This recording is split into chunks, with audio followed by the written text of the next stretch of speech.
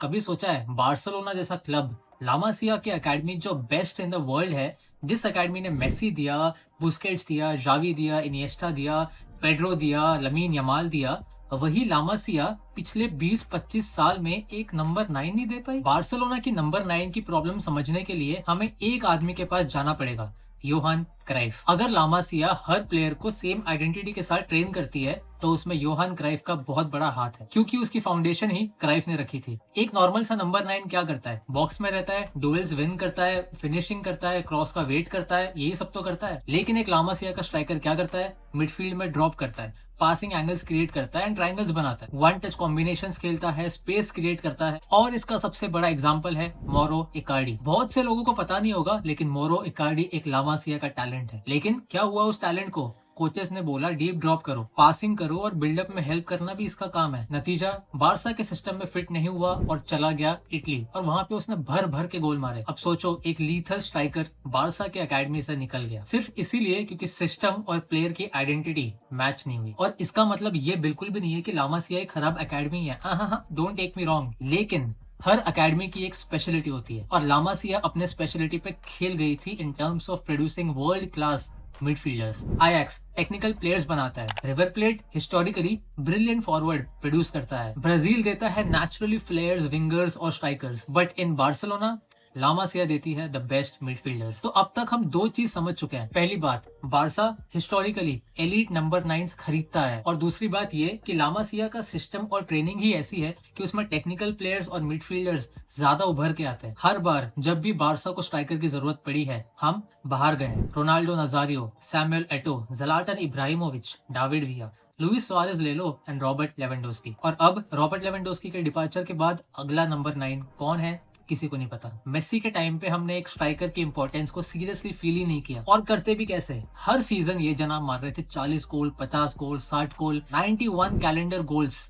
भाई किसको चाहिए striker if you have Messi? He wasn't just a winger, false 9 भी प्ले किया है मेसी ने, as a wing, as a playmaker, deep drop करके लोगों को खिलवाया है। इवन नेमार को बोल दिया था I will make you win बैलन डोर, जबकि नेमार एक स्ट्राइकर भी नहीं है। और इसी वजह से काफी बार लोग भूल जाते हैं कि बार्सिलोना का सिस्टम स्ट्राइकरलेस नहीं था, it was more of Messi centric system. तुम 2011 की बारसा ले लो, Messi was playing as a false 9, Pedro अंदर रन मारता था और विया इनसाइड अटैक करता था, और midfield the best in the world continuously overload create करते थे, और इतने ज्यादा passing triangles in every area of the pitch, you just can't touch them. और इसीलिए शायद हमें कभी ट्रेडिशनल नंबर 9 की कमी फील ही नहीं हुई। और फिर आता है 2014। बताने की जरूरत नहीं है, लेकिन बारसा ने वर्ल्ड के ग्रेटेस्ट नंबर 9 को साइन किया था उस टाइम में, जिसका नाम है लुइस सुआरेज। लुइस सुआरेज ने बारसा के लिए 283 मैचेस में 195 गोल स्कोर किए और 113 असिस्ट दिए थे। 300 से भी ज्यादा का गोल कंट्रीब्यूशन से बनता है। चाहे तुम बात करो सेंटर बैक्स को फिजिकली डोमिनेट करना, रन्स इन बिहाइंड मारना, लिंकअप प्ले, तो superb, one touch finishing, headers, he could do everything. और ऑनेस्टली फुटबॉल में एक एलीट प्लेयर को रिप्लेस करना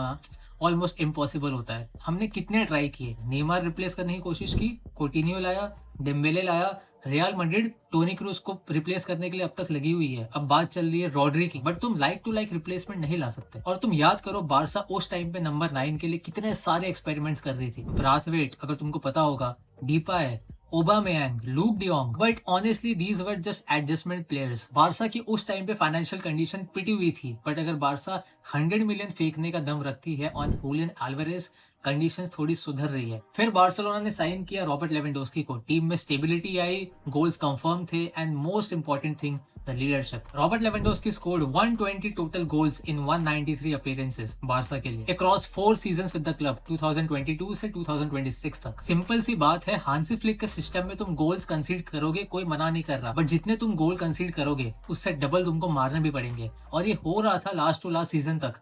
फिर अचानक से इंजरीज आई, लिंकअप प्ले बहुत खराब होने लग गया, फिनिशिंग नहीं हो रही थी, एंड गोल्स डबल क्या सिंगल डिजिट में भी मुश्किल से आ रहे थे। और फिर से वही सवाल घूम फिर के वापस रिपीट हुआ, बारसा एक नंबर 9 कब लाएगी, एंड मोस्ट इंपॉर्टेंटली वो कौन होगा। और बहुत लोग बोलते हैं कि स्पेन ने भी एक ट्रेडिशनल नंबर 9 के बगैर वर्ल्ड कप जीता है, and by traditional I mean Benzema, Luis Suarez, then तुम्हारा डिएगो कोस्टा, इस हिसाब के स्ट्राइकर्स। तो स्पेन की टीम में थे मिखेल ओयारज़ाबाल और बैकअप में था फरान टोरेस, तो इनके साथ भी स्पेन जीत गई, तो just replicate them. But Barcelona Spain नहीं है। इंटरनेशनल फुटबॉल में और क्लब फुटबॉल में एक बहुत बड़ा डिफरेंस होता है। स्पेन एक वर्ल्ड कप टूर्नामेंट खेल रही है, 7 या 8 मैचेस का, हर मैच में प्रिपरेशन का टाइम मिलता है। अपोनेंट्स देखोगे तो लिमिटेड होते हैं और प्लेयर्स मोस्टली फिजिकली फ्रेश होते हैं। लेकिन अगर बात करोगे क्लब फुटबॉल की तो बार्सिलोना हर 3 दिन में एटलीस्ट एक गेम तो खेलती है। La Liga, Champions League, Copa del Rey, Super Cup, 50 से 60 मैच तो आराम से हो जाते हैं। हांजी फ्लिक के फुटबॉल में जैसे मैंने कहा तुम्हें डबल द गोल्स मारने पड़ेंगे, तो गोल्स तो इंपॉर्टेंट है।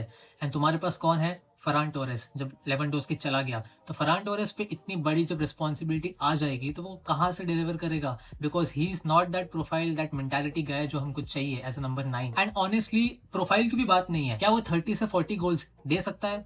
घंटा। रियल मैड्रिड को देखो, Mbappe. Manchester city, Erling Haaland. Bayern के टाइम पे लेवेंडोस्की भी था। और फुटबॉल तो एटलेटिको मैड्रिड भी खेल लेती है, लेकिन उनके पास है हुलियन एल्वारेज, हरा दिया था बारसा को। और जब चाहिए था तब तो सोरलोथ ने भी गोल मारा।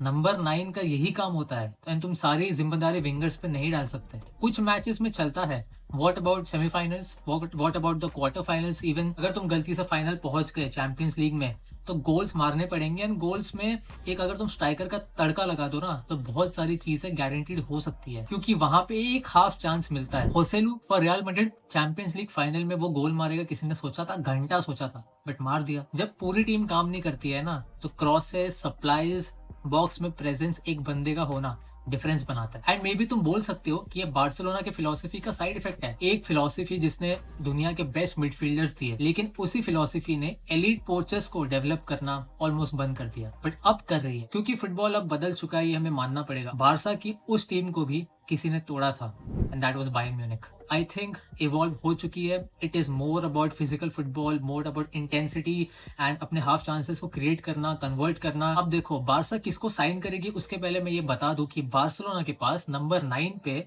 अभी 2 यंग प्रोस्पेक्ट्स हैं, हमजा अब्दुल करीम और ऑस्कर गिस्ताव। दोनों ही स्ट्राइकर्स हैं, बहुत बढ़िया वाले, लेकिन दोनों का खेलने का तरीका अलग है। हमजा अब्दुल करीम एक प्रॉपर ट्रेडिशनल नंबर 9 है। फिजिकल प्रेजेंस, एरियल एबिलिटी और पेनल्टी बॉक्स फिनिशिंग उसकी बिगेस्ट स्ट्रेंथ। 2025 एंड 26 सीजन में बार्सिलोना के यूथ सेटअप के लिए उसने 11 मैचेस में 6 गोल स्कोर किए थे और फर्स्ट टीम प्री सीजन में भी अपने डेब्यूट पे 2 गोल्स मार के सबका अटेंशन ग्रैब किया था। वहीं अगर ऑस्कर गिस्ताव की बात करें तो वो सिर्फ बॉक्स में वेट नहीं करता है, बल्कि डीप ड्रॉप करके लिंक अप प्ले करता है, चैनल्स में रन लगाता है और कॉम्बिनेशन फुटबॉल में काफी कंफर्टेबल है। बट इंजरीज की वजह से उसका 2025 एंड 26 सीजन काफी इफेक्ट हुआ था, लेकिन कमबैक के बाद उसने हैट्रिक भी स्कोर किया था और बार्सिलोना ने उस पर ट्रस्ट दिखा के उसका कॉन्ट्रैक्ट 2028 तक एक्सटेंड कर दिया है। सिंपल वर्ड्स में बोलूं तो हमजा अब्दुल करीम एक क्लासिक फिनिशर है और ऑस्कर गिस्ताव एक modern link up play striker है। जहां तक बात है हुलियन एल्वारेज की, ऑनेस्टली मुझे लगता नहीं है कि वो होने वाला है। इतने सारे मीटिंग्स उसने खुद अरेंज करवा ली है, हर जगह से तो मना ही किया है। एटलेटिको मैड्रिड ने 100 मिलियन फेंक दिए, बारसा ने 100 मिलियन फेंकती नहीं है।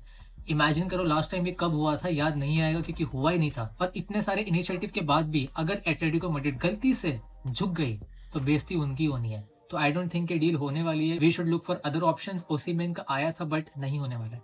Let's be practical. I think हम लोग कोई एक यंग प्रोस्पेक्ट को ग्रूम करेंगे। मे बी हमजा आ जाएगा टीम ए में। ऑफ कोर्स हांसी फ्लिक ने गेम रखा था जिसमें सारे प्लेयर्स ट्रेन किए थे, that could be a possibility. But अगर एल्वारेज हो जाता है प्रॉब्लम सॉल्व हो जाएगी। It will be very very very difficult. So Barça की सिचुएशन नंबर 9 को लेकर तो बहुत टेंस है। आई थिंक तुम्हें समझ आ गया होगा कि लामासिया नंबर 9 क्यों नहीं निकालती और फिलहाल हम कहाँ पे खड़े हैं। I hope you like the video. Subscribe कर देना, लाइक कर देना, शेयर कर देना अगर तुम्हें अच्छा लगा हो। And see you in the next one. विस्का बारसा।